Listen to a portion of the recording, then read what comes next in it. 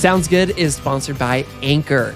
If you haven't heard about Anchor, it is the easiest way to make a podcast. When we were first getting started, getting ready to launch Sounds Good in 2015, making a podcast was hard. But now, thanks to Anchor, making a podcast is not only easy, it is fun. Anchor's creation tools allow you to record and edit your podcast right from your phone or your computer. Anchor will distribute your podcast for you so it can be heard on Spotify, Apple Podcasts, and basically everywhere else. And you can make money from your podcast with no minimum listenership. Plus, now you can add any song from Spotify directly to your episodes. Even if you're an OG podcast like ours, you can record and produce your show like you always have, but use Anchor as your host. You'll save money, have a superior hosting experience, and get advanced analytics. Anchor has everything you need to make a podcast all in one place. Download the free Anchor app or go to anchor.fm to get started. So something that I found to be true is that you can make an even bigger difference when you're working collaboratively in community. You can accomplish a lot on your own, don't get me wrong, but working together can increase your impact exponentially. And this is true for today's guest, who, after getting a preventative double mastectomy at the age of 24, found community to be healing and life-giving.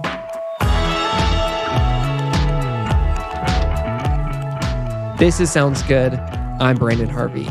Our guest today is Paige Moore, the co-founder of a nonprofit called the Breasties. I won't give away too much just yet, but Paige got her procedure after discovering that she had the BRCA1 gene mutation, which indicates a higher risk for developing breast, ovarian, and other types of cancer. And she felt alone in the process and struggled to find support and guidance. And so she started sharing her story on Instagram.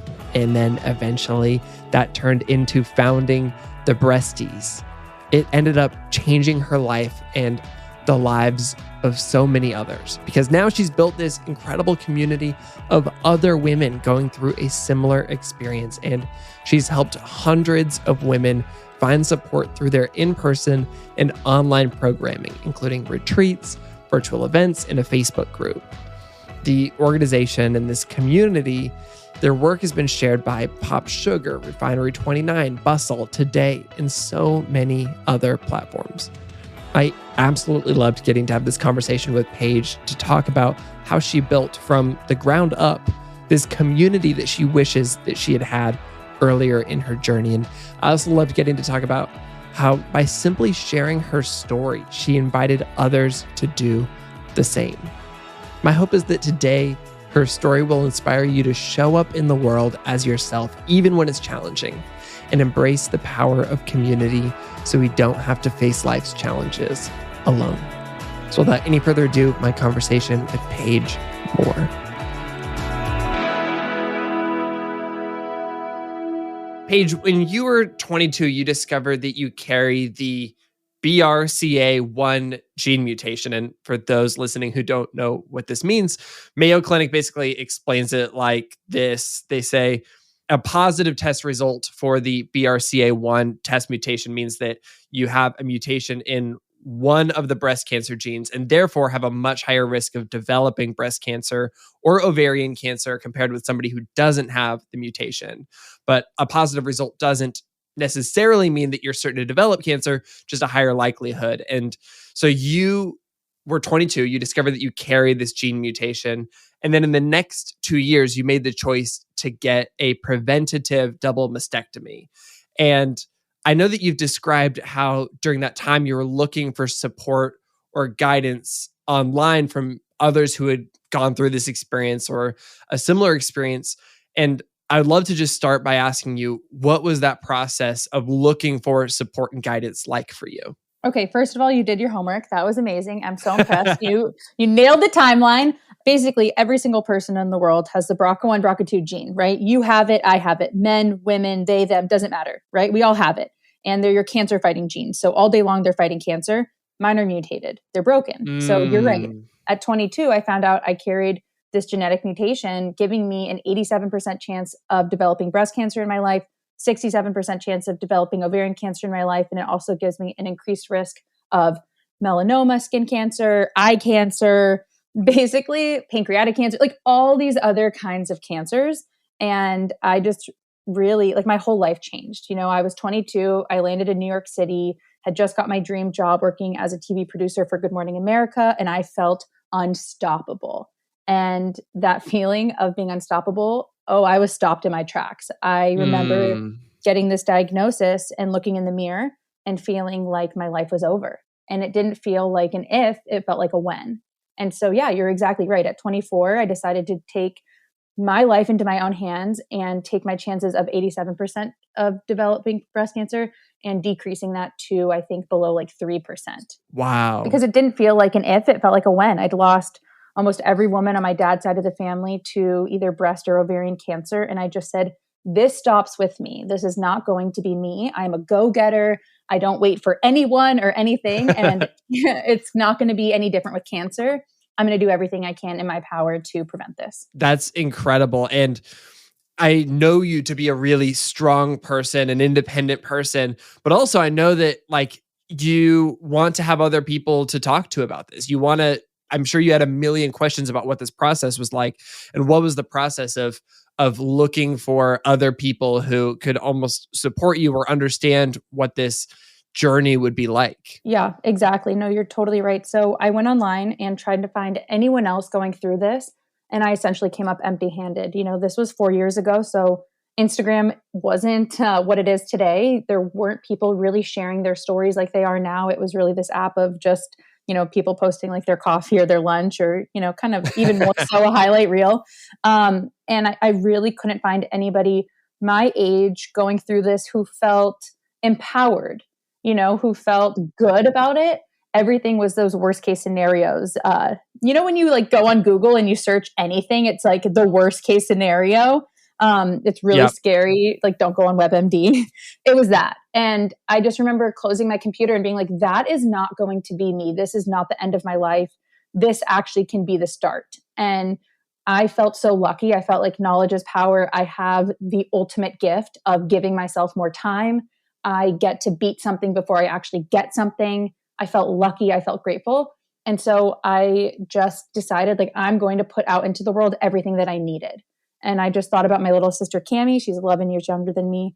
And I just thought, you know what? I need to create what I so badly needed. I needed to see images of somebody who went through with the surgery, had scars, and still felt sexy and powerful and good about their bodies, because everything online was negative.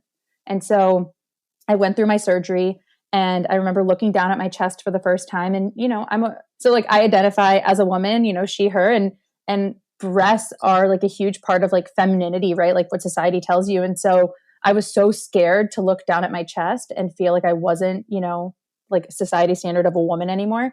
And I looked down and I felt so sexy and strong. And I was shocked. And I'm like, other women, other people deserve to know that they too can go through this and feel the same way and love their bodies and love themselves.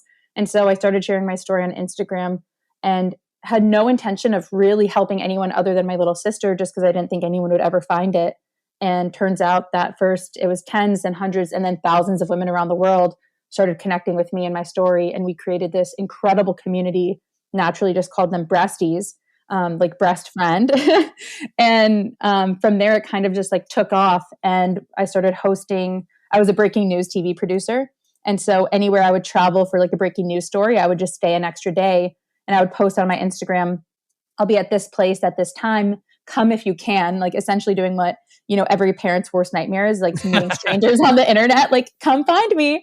And, at first it was like 12 people would show up, then 20, then 30, then 50. And it was just this movement of people coming together, needing and wanting community. And it wasn't just pre-vivors like me, somebody with a predisposition to cancer or, a preventative survivor, but it was survivors, thrivers, someone with a stage 4 diagnosis. It was carevivors, people who care for somebody who has gone through something or has lost, their mom or their dad or, someone like that. It was this all inclusive, all encompassing community. And it was beautiful. So I ended up joining forces with 3 incredible people, my co-founders, and together we hosted the first ever Breasties retreat. We took 10 survivors, 10 pre-vivors up to the top of this mountain to go skiing and snowboarding completely free. We paid for everything and got all these sponsors to pay for everything. We weren't a nonprofit or anything. We just did it.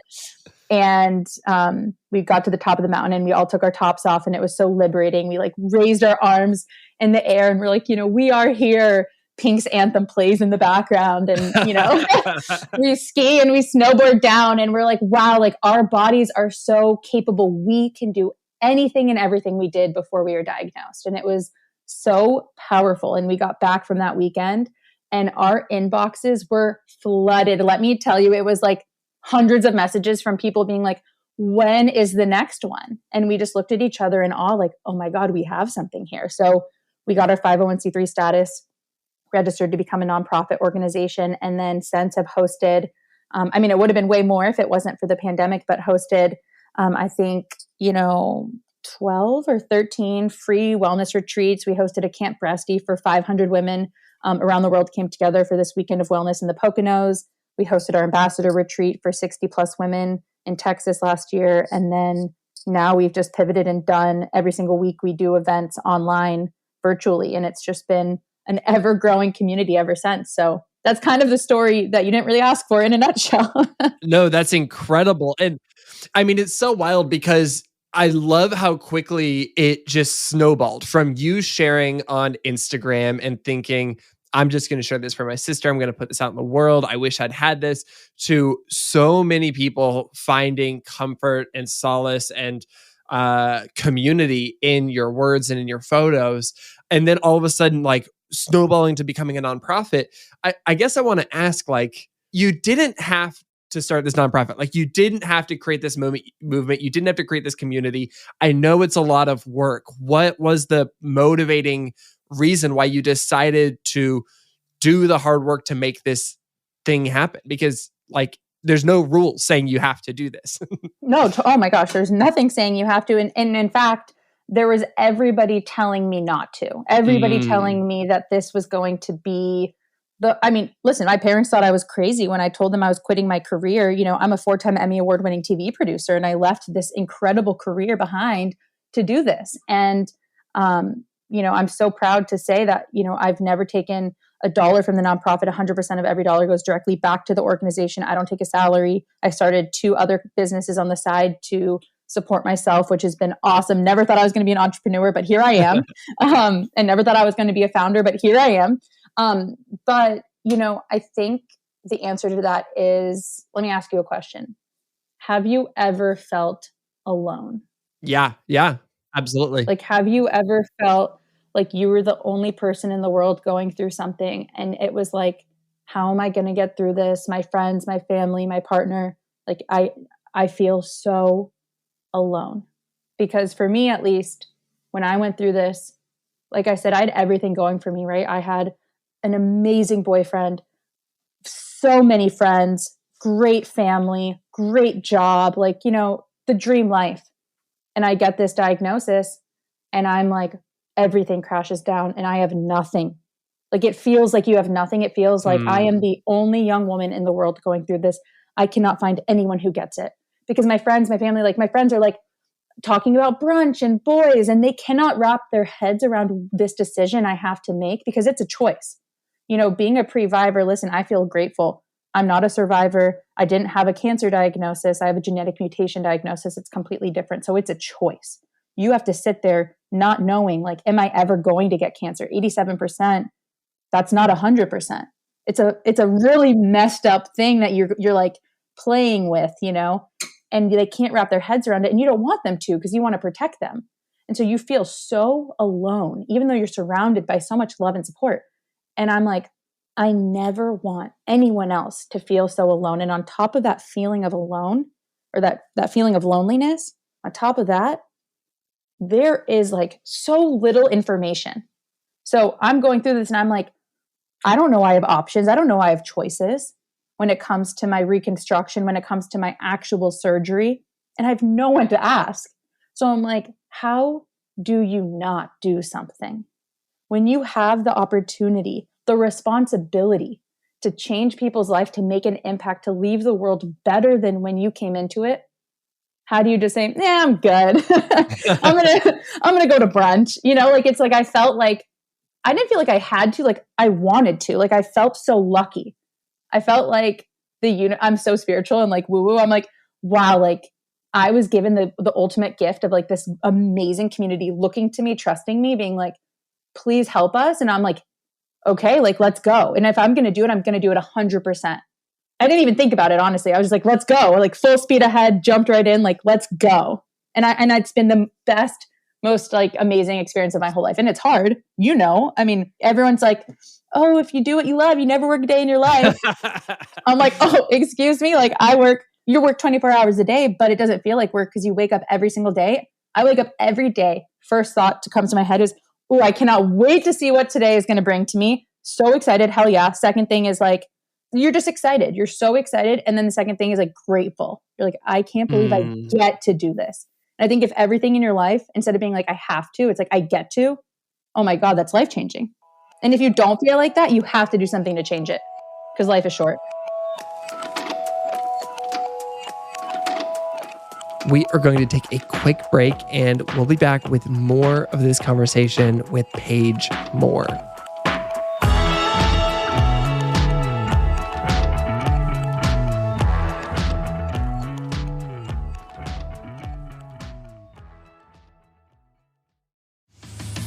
Sounds Good is sponsored by Libro FM.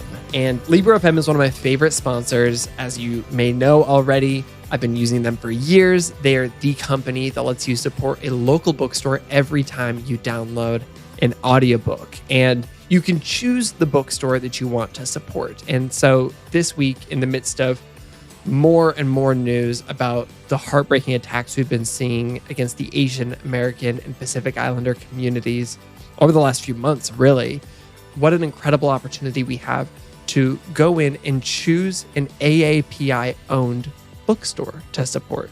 That way, every time you download an audiobook, you get to support business owners, specifically small business owners in the Asian American and Pacific Islander community.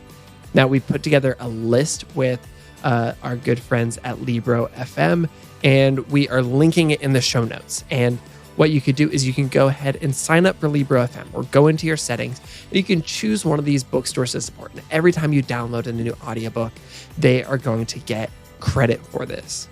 Plus, as a special offer for Sounds Good listeners, Libro FM is offering 2 audiobooks for the price of 1 with your first month of membership with the code GOOD. All you have to do is visit their website, libro.fm, that's libro.fm, and use the promo code GOOD to get started with 2 audiobooks and to help make a difference. Sounds Good is sponsored by BetterHelp. Whether you feel overwhelmed by the news, you're working through interpersonal relationships, you're unpacking trauma, something challenging is happening in your life, or if you just need someone to talk to, BetterHelp is a fantastic solution for you. And I can tell you that because it has been a fantastic solution for me. BetterHelp makes it easy to get matched with your own licensed professional therapist. Plus, it's affordable and financial aid is available. You can actually get started today by just taking this little quiz thing. You answer a few questions about yourself and what kind of therapist you're looking for. And it's honestly kind of fun. I don't know why. Maybe it's like pre-therapy. I don't know. But the great news is that they'll get you matched with your perfect BetterHelp counselor and get you ready to start in under 48 hours. BetterHelp is offering a special offer for Sounds Good listeners where you get 10% off your first month when you take your quiz to get started at betterhelp.com/good.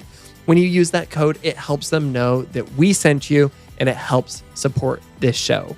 One more time, that's betterhelp.com/good.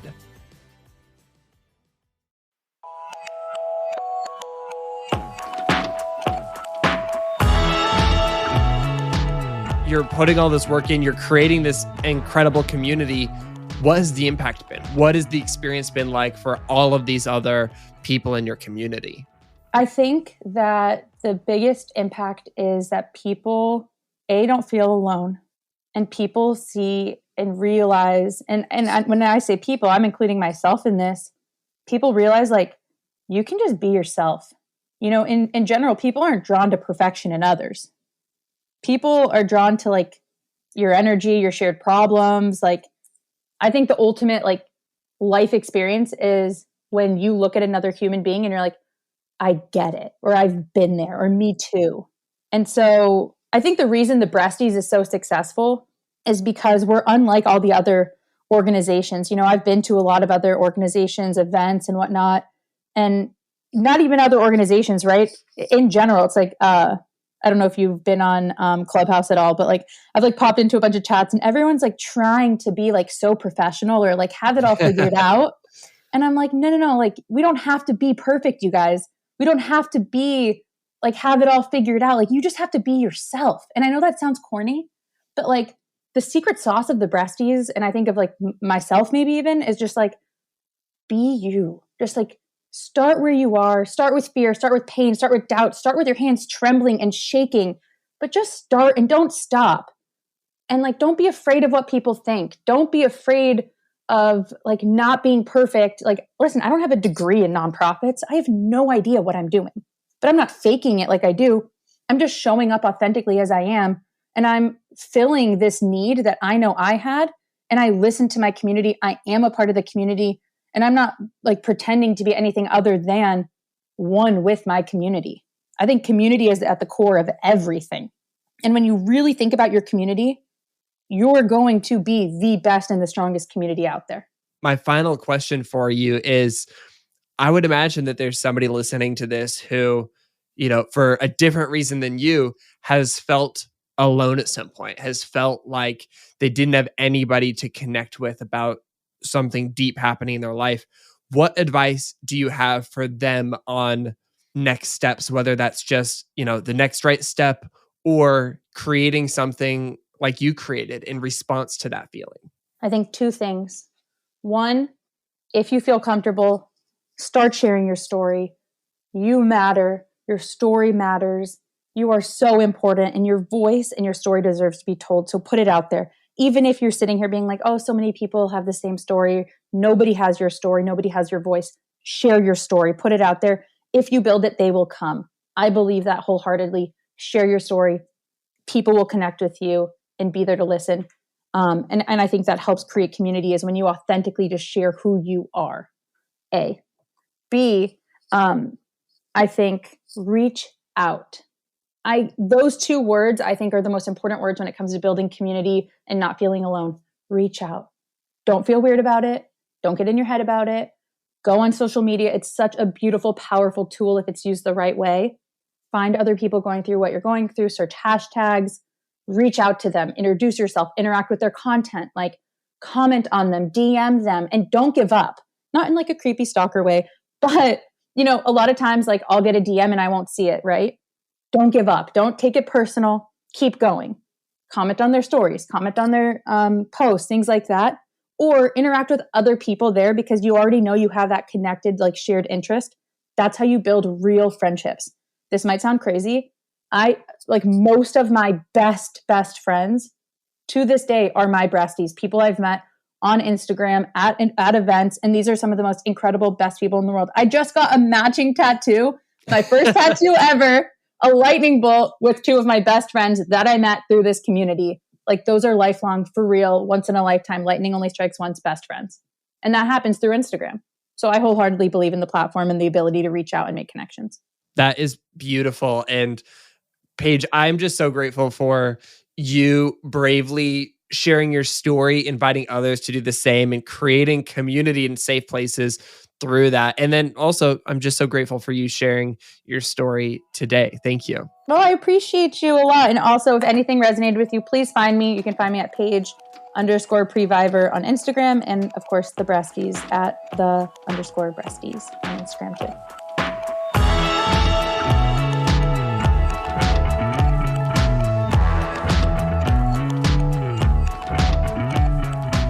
That's Paige Moore, co-founder of the nonprofit, The Breasties.